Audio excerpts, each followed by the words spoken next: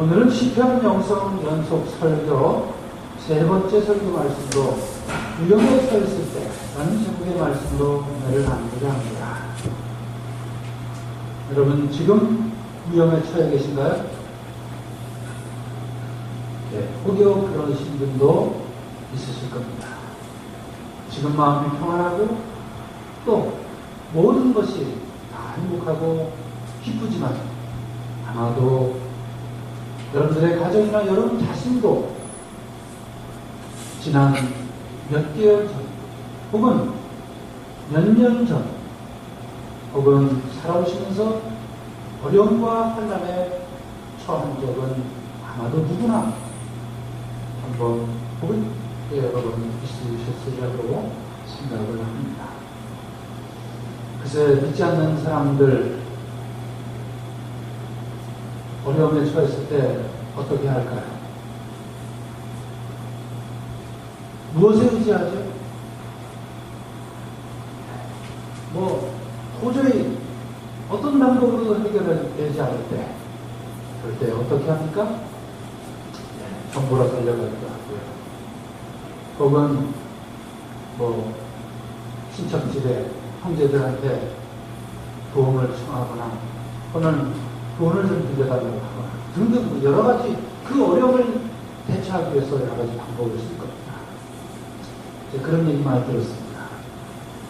믿지는 않는데 너무너무 답답하니까 아이고 하나님 도와주세요. 아이고 부처님 살려주세요. 무슨 얘기입니까? 아무튼 사람이 힘으로 안 되니까 자기가 믿지는 않지만 하나님이 있다는 얘기죠. 또 부처님이 있다는 얘기죠. 그러니까 그냥 되는 동안 부처님, 예수님, 하나님 다 좋습니다. 산신령님까지. 네, 그렇게 살아가는 사람들 많이 있어요. 자, 그러면 우리는 어떤가요? 그래서 우리보다도 우리 앞서 예수님과 함께 신앙생활하고 제자생활했던 제자들의 모습을 한번 볼까요? 오늘 성경 복음 성경의 말씀을 보면 예수님이 제자들과 함께 늘 복음 선포에 무대했던 갈릴레아 호수를 건너가게 됐어요. 여러분 갈릴레아 호수 가보신 분 있는지 모르지만 그 위아래로 길어요. 네. 좁은 폭은 한 13km에서 15km 정도 되고요. 폭이 조금 긴 데는 한 27km 정도 됩니다. 여러분 갈릴레아 호수가 되게 조그만 데 같죠? 근데 제법 돼요. 13km, 27km 이렇게 되니까 사실은 날씨만 좋으면 건너편이 안 보입니다. 하지만 거기도 만만치는 않아요. 오늘 말씀대로 가끔가다 산에서부터 갑자기 찬바람이 호수로 불어오면 잔잔하던 호수가 뒤집힙니다. 그래서 예수님과 예수님 제자들이 탄 배가 뒤집히게 생겼어요. 물이 막 들어오는 거예요. 풍랑이 일고. 하지만 예수님은 얼마나 피곤하셨는지 그 와중에 주무시고 계셔요. 제자들은 그런 어려움에 처했을 때 어떻게 했죠? 자기가 믿는 선생님이 계셨어요. 그래서 그 예수님한테 매달립니다. 주님 살려주십시오. 저희가 지금 죽게 되었습니다. 살려주십시오 하고 예수님한테 도와달라고 하죠. 글쎄요, 사실은 예수님 제자들 중에는 우리가 아는 것처럼 적어도 4사람은 뭐예요? 바닷가에서 고기 잡던 어부 출신. 예수님은 고기 잡는 전문이 아니셨어요. 예수님은 뭐예요? 목수셨어요. 그러니까 자기들이 훨씬 더 바다에 대해서는 잘 알 텐데 그럼에도 불구하고 예수님한테 매달려요. 이렇게라도 매달릴 수 있는 선생님 주님이 계시니 얼마나 다행입니까? 여러분 우리도 어려움에 처했을 때 예수님한테 매달리면 정말 아주 좋을 것입니다. 그렇다면 바로 그 주님 그 예수님은 또 어려움에 처했을 때 어떠셨나요? 예수님이 십자가에 달려주셨어요. 십자가에 달려서 이제 죽게 되셨어요. 오후 3시가 되었어요. 이제 완전히 탈진하고 이제 정신이 몽롱하고 이제 죽는 것밖에는 더 할 일이 없는 그 순간에 우리 주님 예수께서 마태복음 27장 46절에 보면 이렇게 외치십니다. 엘리 엘리 레마 사박타니, 하느님 하느님 어찌하여 저를 버리십니까?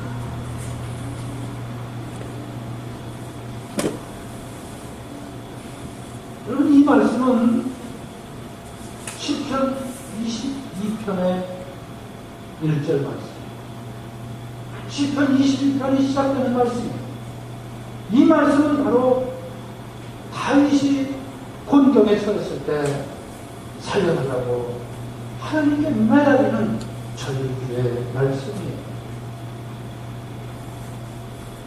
다윗은 엘리 엘리 레마 사박타니, 온종일 불러가도 대답하지 않으시고 밤새도록 외쳐도 하나님께서 왜 저를 모르는 채 하십니까? 했던 다윗의 탄식입니다. 그런데 우리 주님 예수께서는 이 성경 말씀을 그 혼미한 순간에 성경 말씀을 암송하셨어요. 여러분, 성경 말씀 암송하시는 거 그냥 별로 하지 마세요. 우리가 열심히 읽고 묵상하고 암송하시면 우리 삶의 순간에, 어려움의 순간에 그 말씀이 번쩍 튀어나와요. 그리고 그 말씀이 나에게 힘이 되고 그 말씀이 나를 도우셔요. 바로 예수님이 그리하셨습니다. 그 위기의 순간에, 그 극한의 순간에 바로 시편의 말씀이 튀어나왔습니다. 이 말씀으로 위로를 해주셨습니다. 오늘 우리가 함께 암송하고 우리가 함께 시편 영성 함께 나누는 시편 27편의 말씀입니다. 이 시편 27편의 말씀은 바로 다윗이 어려움에 처했을 때, 환난과 역경에 처해서 도저히 어찌할 수 없었을 때 다윗이 하나님 앞에 탄식하기도 하고 하나님께 의지하게 하기도 하고 하나님께 이 말씀으로 힘을 얻어서 용기를 얻어서 마침내 승리할 수 있었던 그 말씀입니다. 오늘 27편을 보면 다윗은 어려움에 처했을 때 가장 먼저 두려움을 몰아내는 확신의 고백을 하는 것을 볼 수 있습니다. 우리가 어려워질 때는 난관에 봉착했을 때 좌절하기 쉽습니다.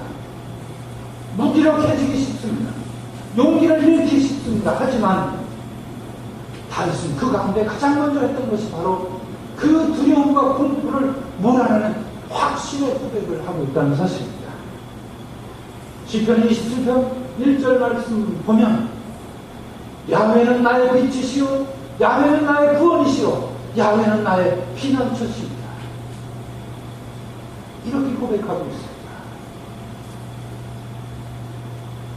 바로 이 고백을 우리가 어려움에 처했을 때 다윗과 같이 할 수 있어야 하지 않겠습니까?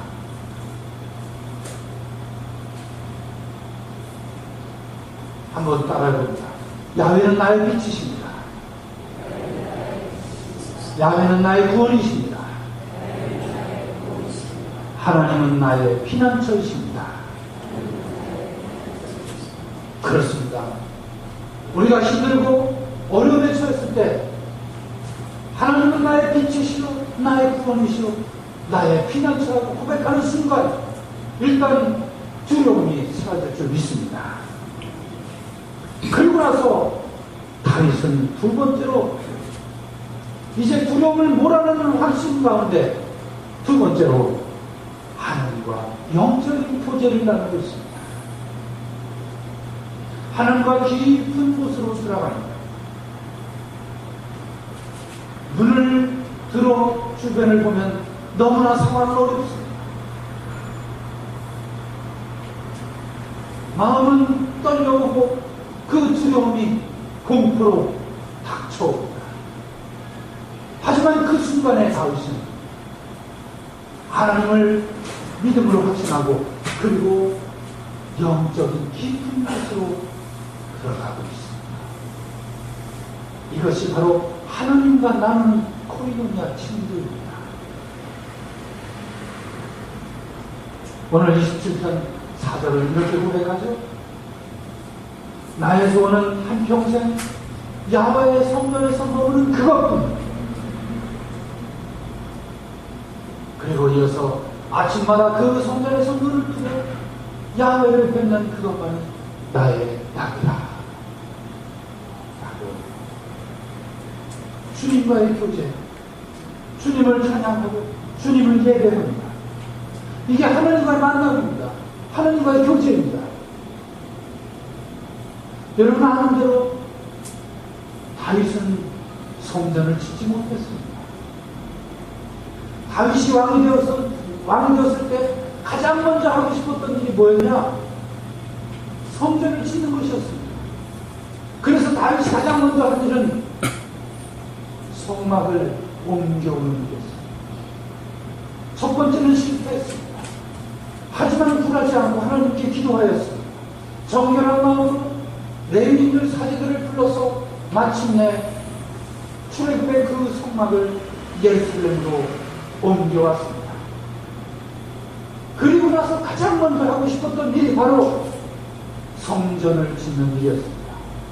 화려하고 웅장한 장엄한 성전을 짓고 싶어한 것이 다윗의 마음이었습니다. 그러나 다윗이 성전을 지었을까요? 못 지었습니다. 왜일까요? 성경을 보니까 하나님께서는 다윗에게 성전을 짓는 것을 허락하지 않으셨습니다. 왜냐하면 그는 그동안 너무나 많은 전쟁을 하면서 너무나 많은 사람의 피를 흘렸고 살생을 했기 때문에 그 피는 너무 많은 피를 묻은 손으로 하나님의 성전, 나의 집을 지을 수 없다고 하나님께서 말씀하셨습니다. 그러나 다윗은 포기하지 않았습니다.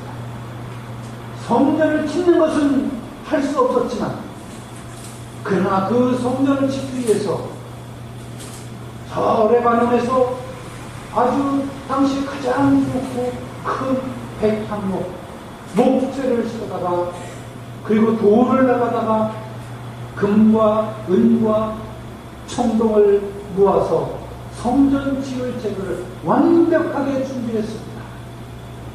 돈으로 재산가치로 값어치로 헤아릴 수 없을 만큼 많은 성전 지을 제목과 그 준비를 마쳤죠. 그리고서는 아들 솔로몬에게 얘야, 나는 더 이상 하나님이 나에게 성전을 짓는 것을 허락하지 않았기 때문에 바로 너에게 준비하겠다. 아들에게 양보했습니다. 다윗은 마음이 아팠지만 그래서 성전을 지을 수 없었지만 그러나 이미 다윗은 그의 마음의 만큼은 하나님의 거룩한 성전을 이미 짓고도 남았습니다. 사랑하는 교회 여러분, 이 다윗의 마음으로 한평생 야훼에서 성전에 써먹는 그것이 나의 최고의 소유라고 고백했던 다윗의 마음을 또 다윗의 믿음을 헤아리시기를 원합니다. 그래서 여러분 각자 나의 성전을 지으십시오. 나의 지성소를 마련하십시오. 세상은 험하고 세상은 많은 유혹으로 우리를 성전으로부터 교회로부터 멀리 떠나게 하려고 하지만 사탄 마귀는 우리를 괴롭히며 많은 것들로부터 하나님과 멀리 떠나게 하려고 애쓰지만, 그러나 세상과 이것만큼은 절대 타협할 수 없다고 하는 그런 확신 하나로 우리 마음의 성소를 지어야 할 것입니다. 그리고 끝까지 이것만큼은 내가 절대로 포기할 수 없다. 내가 다른 거는 다 포기해도 이것만큼은 포기할 수 없다고는 하는 나의 지성수를 각자 누구나 가질 수 있어야 합니다. 이것이 신앙입니다. 이것이 바로 하나님과 나눌 수 있는 영적인 교제, 그 영적인 교제를 가질 수 있는 그 자리를, 그 터를 마련하게 되는 것입니다. 그 힘이야말로 우리가 역경과 환난에 처했을 때 나의 성소, 나의 지성소로부터 바로 하나님께서부터는 그 영적인 힘을 얻게 되고, 우리가 환난과 역경 중에도 이길 수 있는 힘을 얻게 되는 것입니다. 마지막으로 다윗은 정말로 열렬하게 믿음 하나로 하나님 앞에 기도를 했습니다. 27편 10절 말씀을 볼까요? 같이 읽겠습니다. 내 부모가 나를 버리는 한이 있을지라도 야훼께서는 나를 거두어 주실 것입니다. 여러분, 이런 믿음을 가질 수 있습니까? 이런 성경을 읽고 싶지 않은 때가 참 많습니다. 우리 어머니를, 우리 부모를 마치 버리는 것 같아요. 내 부모가 나를 버리는 한이 있어도 하나님께서는 절대로 나를 버리지 않는다는 다윗의 이 강한 믿음, 이 열렬한 믿음, 이 믿음이었다면 우리가 신앙을 지키는 것이 얼마나 어려울까요? 믿음이라고 하는 것은 이처럼 위험의 순간, 절대로 생길 수 없을 것 같은 그런 순간에도 하나님의 계획과 하나님의 길을 알기 위해 우리가 최선을 다하는 노력인 것입니다. 믿음 생활을 한다고 해서 우리가 거창하게 무엇을 계획하고 무엇을 실천하고 무엇을 준비한다고 우리가 그것이 믿음이 아닙니다.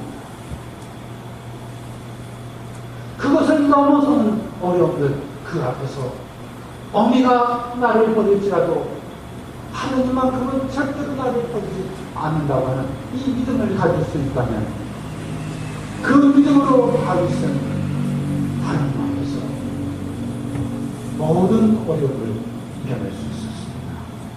그리고 끝으로 담대하게 기다려라. 14절 말씀에 여기에 고백하고 같이 읽습니다. 야훼를 기다려라. 마음 굳게 놓고 용기를 내어라. 야훼를 기다려라. 그렇습니다.